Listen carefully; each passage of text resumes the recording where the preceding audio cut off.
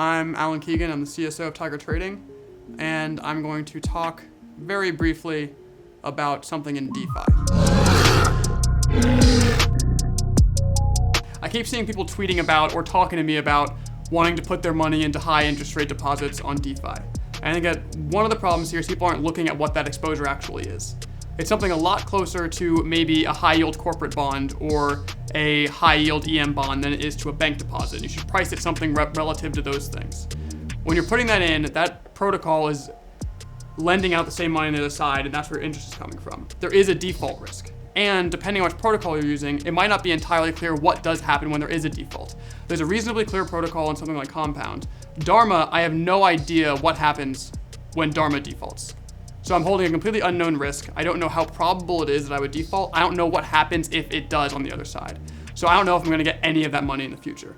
On top of that, if you're using something like DAI, if you're gonna make any money at all and putting your ETH in order to get DAI and then putting that in, then you're only getting the difference between the DAI stability fee and the actual interest rate. So I'm looking at these interest rates, none of them, given those two exposures, and the exposure of does DAI even maintain its peg, look that attractive. You're taking on 3 different layers of risk you need to be compensated for in order to have your money in that deposit.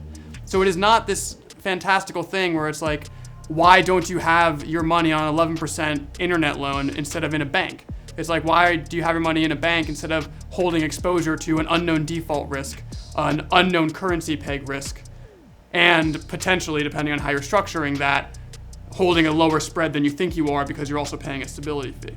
And I'm only just starting to look into some of these DeFi projects, with the exception of Maker, which I am a total fanboy of. But if somebody can explain to me if I'm missing something on the default structures for Compound or for Dharma, I would happily invite that. So let me know. Thank you for watching. If you have any questions left, let us know. We'll make more videos to explain anything. And make sure to sign up for our free beta at tigertrading.com.